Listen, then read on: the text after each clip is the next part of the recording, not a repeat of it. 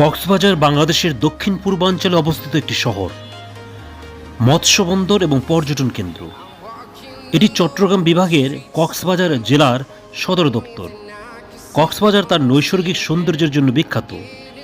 এখানে রয়েছে বিশ্বের দীর্ঘতম নিরবিচ্ছিন্ন প্রাকৃতিক বালুময় সমুদ্র সৈকত, যা 120 কিলোমিটার পর্যন্ত বিস্তৃত। এখানে রয়েছে বাংলাদেশের বৃহত্তম সামুদ্রিক মৎস্য বন্দর এবং সাবমেরিন কেবল ল্যান্ডিং স্টেশন। একসময় কক্সবাজার পানোয়া নামে পরিচিত ছিল, যার আক্ষরিক অর্থ হচ্ছে হলুদ ফুল। এর আরও একটি প্রাচীন নাম হচ্ছে পালঙ্কি। নবম শতাব্দীর গোড়ার দিকে 1616 সালে মুঘল অধিগ্রহণের আগে কক্সবাজার সহ চট্টগ্রামের একটি বড় অংশ আরাকান রাজ্যের অন্তর্ভুক্ত ছিল। মুঘল সম্রাট শাহ সুজা পাহাড়ি রাস্তা ধরে আরাকান যাওয়ার পথে কক্সবাজারের প্রাকৃতিক সৌন্দর্যে মুগ্ধ হন এবং এখানে ক্যাম্প স্থাপনের আদেশ দেন। তার যাত্রা বহরের প্রায় 1000 পালঙ্কি কক্সবাজারের চকরিয়া ডুলা হাজারা নামের স্থানে অবস্থান নেয়। ডুলা হাজারা অর্থ হাজার পালঙ্কি। মুঘলদের পরে ত্রিপুরা এবং আরাকান, তারপর পর্তুগিজ এবং ব্রিটিশরা এই এলাকার নিয়ন্ত্রণ নেয়। কক্সবাজার নামটি এসেছে ক্যাপ্টেন হিরাম কক্স নামে ব্রিটিশ ইস্ট ইন্ডিয়া কোম্পানির এক অফিসারের নাম থেকে। কক্সবাজারের আগের নাম ছিল পালঙ্কি। ব্রিটিশ ইস্ট ইন্ডিয়া কোম্পানি অধ্যাদেশ 1773 জারি হওয়ার পর ওয়ারেন হেস্টিংস বাংলার গভর্নর হিসেবে নিয়োগপ্রাপ্ত হন। তখন হিরাম কক্স পালঙ্কির মহাপরিচালক নিযুক্ত হন। ক্যাপ্টেন কক্স আরাকান শরণার্থী এবং স্থানীয় রাখাইনদের মধ্যে বিদ্যমান হাজার বছরের পুরনো সংঘাত নিরসনের চেষ্টা করেন এবং শরণার্থীদের পুনর্বাসনে গুরুত্বপূর্ণ অগ্রগতি সাধন করেন। কিন্তু আজ পুরোপুরি শেষ করায় আগেই তিনি মারা যান। তার পুনর্বাসন অবদানকে স্মরণীয় করে রাখতে একটি বাজার প্রতিষ্ঠা করা হয় এবং এর নাম দেওয়া হয় কক্স সাহেবের বাজার। কক্সবাজার থানা প্রথম প্রতিষ্ঠিত হয় 1854 সালে এবং পৌরসভা গঠিত হয় 1869 সালে। এটি চট্টগ্রাম শহর থেকে 152 কিলোমিটার দক্ষিণে অবস্থিত। ঢাকা থেকে দূরত্ব 414 কিলোমিটার। এটি বাংলাদেশের সবচেয়ে বড় পর্যটন কেন্দ্র। দেশের রাজধানী ঢাকা থেকে সড়ক এবং আকাশপথে কক্সবাজার যাওয়া যায়। চট্টগ্রাম থেকে কক্সবাজার অবধি রেললাইন স্থাপনের প্রকল্প শেষ হয়ে বর্তমানে ঢাকা ও চট্টগ্রাম থেকে পর্যটন এক্সপ্রেস ও কক্সবাজার এক্সপ্রেস নামের দুটি ট্রেন নিয়মিত চলাচল করে। উল্লেখ্য, গত 16 নভেম্বর 2023 এটি আইকনিক স্টেশনে উদ্বোধন করা হয়। উদ্বোধনের পর 1 ডিসেম্বর 2023 বাণিজ্যিকভাবে ট্রেন চলাচল শুরু করে। পর্যটন শিল্পকে কেন্দ্র করে এখানে গড়ে উঠেছে অনেক প্রতিষ্ঠান। বেসরকারি উদ্যোগে নির্মিত হয়েছে হোটেল। বাংলাদেশ পর্যটন কেন্দ্রে নির্মিত মোটেল ছাড়াও সৈকতের নিকটে রয়েছে বেশ কয়েকটি 5 তারকা মানের হোটেল। এছাড়া এখানে পর্যটকদের জন্য গড়ে উঠেছে ঝিনুক মার্কেট। সীমান্ত পথে মিয়ানমার, থাইল্যান্ড, চীন প্রভৃতি দেশ থেকে আসা বাহারি জিনিসপত্র নিয়ে গড়ে উঠেছে বার্মিজ মার্কেট। এখানে রয়েছে দেশের একমাত্র ফিশ অ্যাকুরিয়াম।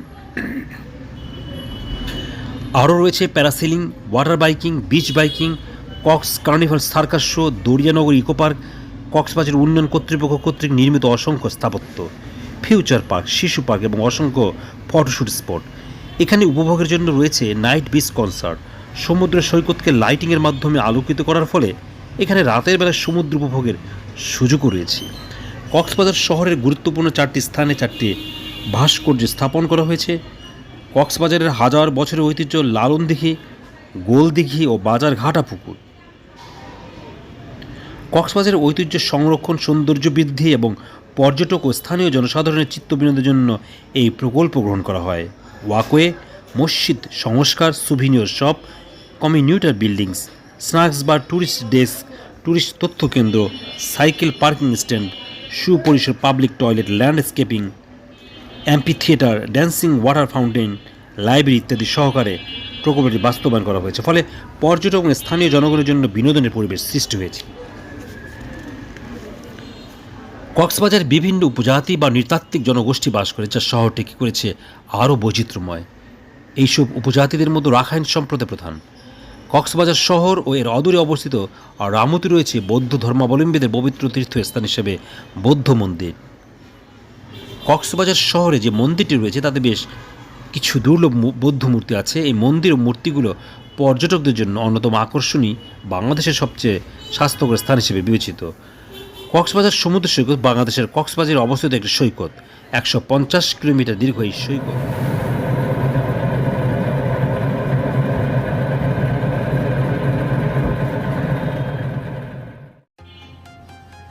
আজ আপনাদের ঘুরিয়ে দেখাবো সিরাজগঞ্জের অবস্থিত নবরত্ন মন্দির। নবরত্ন মন্দির সিরাজগঞ্জের হার্টি কুমরুল গ্রামে অবস্থিত একটি মধ্যযুগীয় প্রত্নতত্ত্ব নিদর্শন। 1664 সালে নায়েবে দেওয়ান রামানাথ ভাদুরী দিনাজপুরের কান্তজির মন্দিরের অনুকরণে নবরত্ন মন্দিরটি নির্মাণ করেন। আজ সেই মন্দির দেখাতে আপনাদের নিয়ে যাচ্ছি। নবরত্ন মন্দিরের কাছে কারুকার্যময় একটি শিব মন্দির ও একটি পূজা অর্চনার চণ্ডী মন্দির রয়েছে। পোড়ামাটির নকশায় লতাপাতা, ফলমূল এবং দেবদেবীর চিত্র খচিত মন্দিরের 9টি চূড়ার জন্য নবরত্ন মন্দির হিসেবে পরিচিত পায়। আপনারা ভিডিওতে নবরত্ন মন্দির দেখছেন। বর্গাকার 15.4 মিটার আয়তনের মন্দিরের চারদিকে রয়েছে ইট সুরকের গাঁথনির দেওয়াল। মধ্যযুগ শিল্পকর্মে পরিপূর্ণ মন্দিরের পূর্ব দিকে প্রবেশপথ রয়েছে, আর কুঠুরির উত্তর দিকে আছে সিঁড়ি। নবরত্ন মন্দিরের কেন্দ্রীয় উপাসনা কক্ষের উপরে চারদিকে বারান্দা দেওয়া আরও একটি কক্ষ আছে। এছাড়া নবরত্ন মন্দিরের পাশে অবস্থিত পুকুরকে ঘিরে নানান গল্পকথা প্রচলিত রয়েছে। ঢাকা থেকে বগুড়াগামী যে কোনো বাসে চড়ে হার্টি কুমরুল নেমে 1 কিলোমিটার দূরের নবরত্ন মন্দির থেকে ঘুরে আসতে পারেন। ঢাকার কল্যাণপুর গাবতলী বাস টার্মিনাল থেকে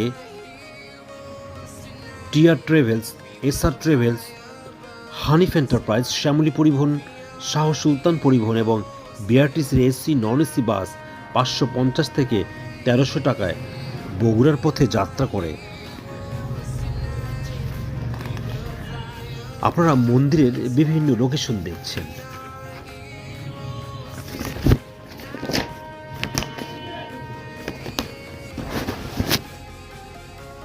অথবা বাসে বঙ্গবন্ধু সেতু পার হয়ে পশ্চিম সংযোগ সড়কে চৌরাস্তায় নেমে সিরাজগঞ্জ সড়কে এসে রিক্সা বা ভ্যানে চড়ে 2 কিলোমিটার গেলেই হার্টি কুমরুল। হার্টি কুমরুল গ্রাম থেকে মাত্র 1 কিলোমিটার দূরত্বে রয়েছে নবরত্ন মন্দির। হার্টি কুমরুল গ্রামে রাতে থাকার কোনো আবাসন ব্যবস্থা গড়ে ওঠেনি। সিরাজগঞ্জ শহরের হোটেল আল হামরা, হোটেল অনিক আপনারা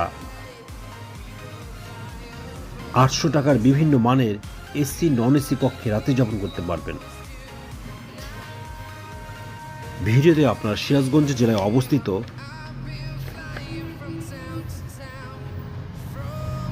নবরত্ন মন্দির দেখছেন। সিরাজগঞ্জে নবরত্ন মন্দির ছাড়াও রয়েছে রবীন্দ্র কাচারি বাড়ি। রবীন্দ্র কাচারি বাড়ি বাংলাদেশের সিরাজগঞ্জ জেলার শাহজাদপুরের উপজেলায় অবস্থিত রবীন্দ্রনাথ ঠাকুরের পৈতৃক জমিদার বাড়ি ছিল। 1842 সালে রবীন্দ্রনাথ ঠাকুরের দাদা প্রিন্স দ্বারকানাথ ঠাকুর ইংরেজদের কাছ থেকে প্রথম বাড়িটি কিনে নিয়েছিলেন। এটি একটি দোতলা ভবন। আপনারা সিরাজগঞ্জ বেড়াতে গেলে নবরত্ন